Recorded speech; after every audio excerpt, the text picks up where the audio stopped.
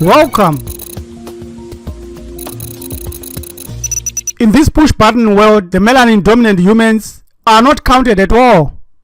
In 1792, the third United States President Thomas Jefferson, when he was Secretary of State, said this, comparing them by their faculties of memory, reason, and imagination. It appears to me that in memory, the Negro, Bantus, are equal to whites. In reason, much inferior, as I think one could scarcely be found capable of tracing and comprehending the investigations of Euclid, and that in imagination they are dull, tasteless. And today, the former slave owner president statue has been toppled by Black Lives Matters. Was he correct? Have we been the best as a race? The topic that we want to discuss, very critical, very informative, very illuminating, very important at this juncture of life and our civilization as a race, is a new world by scientific magic. This civilization that we are dealing with and talking about, who created this modern world? There is absolutely no doubt it was thought out by European scientific magic. Most of the inventors are Europeans of all the things that we see today and talk and use. The natural earth, which our ancestors had maintained in pristine state, has been transformed by European scientific technology into a push-button ease and luxury modernity. Is this the new world that we want? Is this new world development by scientific magic the best or a total disaster? Let's consider and think about this. Technology built on science is the main driver of Euro success. But what is science? Science is the intellectual and practical activity encompassing the systematic study of the structure and behavior of the physical and natural world through observation and experiment. Science, this word comes from the Latin word scientia, meaning knowledge. It is a systematic enterprise that builds and organizes knowledge in the form of testable explanations and predictions about the universe. These are the two methods.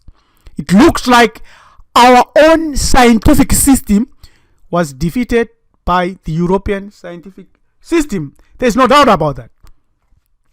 Let's look at this world and discover the waters in which we are all swimming today. We're going to do that and consider a number of topics. The universe according to European science, so-called evolution of life or natural creation, master architects now living in bad hearts, ancient African origins of mathematics, original astronomy, and communication war. You wouldn't want to lose and miss any of these topics, because they formulate our illumination as well as information that we need to make decisions in terms of health, investment, and as well as preparation unto death. Advanced neuroscience. This is the scale of the universe mapped into branches of science and showing how one system is built atop the next throughout. So you can see that there is the parallel universe at the top there, as well as the string theory as the least and smallest of all. But I want to highlight quickly that the string theory was already formulated by the Dogons, the black people, the Bantus in Mali, thousands of years before any European was on the earth. Capture that. So, you got a particle of an atom, which is about 10 to the power 12, very small, tiny, you can't see it. It's almost theoretical. Then you got the atom, you got the cell, and you got the human. And there, when you start the human, it's social sciences, sociology, law, ethics, and economics. This is what modern science has given us. This is what modern European science has given to the world. You got psychology and developmental as well as cognitive and clinical psychology and many other issues there. So when you come to the Earth and the solar systems, the Milky Way and the visible universe, you got to use physics and astronomy, classical and relativistic, which is Einsteinian, and this is Newtonian or mechanical, and this is all what we have today.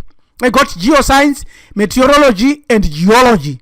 These are all European sciences. When you come to the cell, you got the functional biology, which is life sciences, physiology, medicine, cellular biology, biochemistry, and genetics. I just want to highlight here that when it comes to the cell, our ancestors would simply say totems and blood. That's it. They've answered a lot by saying that. So when it comes to the atom itself, there is chemistry as well as physics, material properties and chemical reactions, organic and inorganic chemistry, quantum and classical. It's actually quantum now. Particle physics and thermodynamics. And then you got formal sciences like mathematics and algebra, mathematics and logic. This is European advanced science. But let's look and now go into our Bantu mysteries, because that's where we should derive our comparative standard and go towards other systems.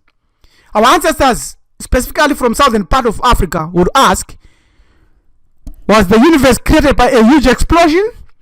The answer is no. There was no Big Bang. What does the law of cycles say? The law of creation is the law of cycles, which says the end point is the same as the beginning point, and the cycle repeats. That's a fundamental teaching of our ancient ancestors. A scientific, if you want to put it. It's based on millions of years of observations, not this 300, 400 years quick think that we have from neuroscience. Where did the present universe originate? Black Root Science teaches that the present universe originated from the previous one. Now mark our steps here. Observe our steps here. Where did the previous universe originate? The previous universe originated from the one before. When was the beginning? There was no beginning. Capture that. There was no beginning and there is no end. It has always been and ever shall be. It has always been and ever shall be. It's a law of cycles. The scientific law of cycles by our ancestors compared with this advanced neuroscience. Where did the Earth's atoms come from? They were actually the star systems of that previous universe created by our ancestors, as mandated by the nameless creator, who is not a being or a spirit, but who is beyond, who created our universe. Our ancestors, the original people, called the first divinities, created this universe, and through it the creator infused his laws. You can go and, if you want to get in touch. We'll send you this Black Root Sciences Voodoo PDF if you want it. It's full of information. Let's continue. A few questions that needs your personal answers now come. These are test questions and we will give the answers. What is physics? It is the knowledge of the laws and the principles of atoms and electrons. Now, these laws are natural laws. And when you say atoms, it's a Greek word that came from atema or atum, as they want to say it. But we know it's atema, which means black. What is astronomy? It is the knowledge of the laws governing stars and planets. What is the only difference between stars and atoms? It is size.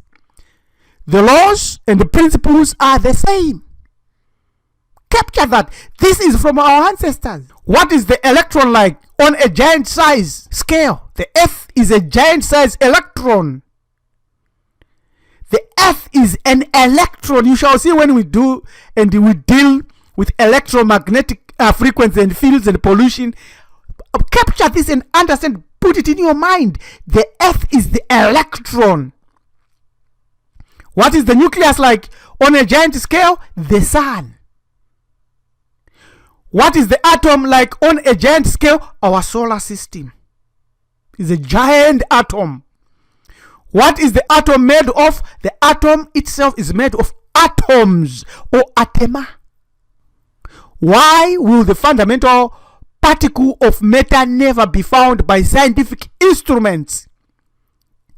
Because they are using physical instruments to try to detect non-physical instrument. They are using a wrong tool for the job. That's the answer. Straightforward. Right? So let's continue. Modern science teaches evolution as the source of human life. On the other hand, our ancestors reveal the existence of an intelligent design. Who is correct? What evidence is there against evolution? Since we say our ancestors are correct, bring one proof: chirality.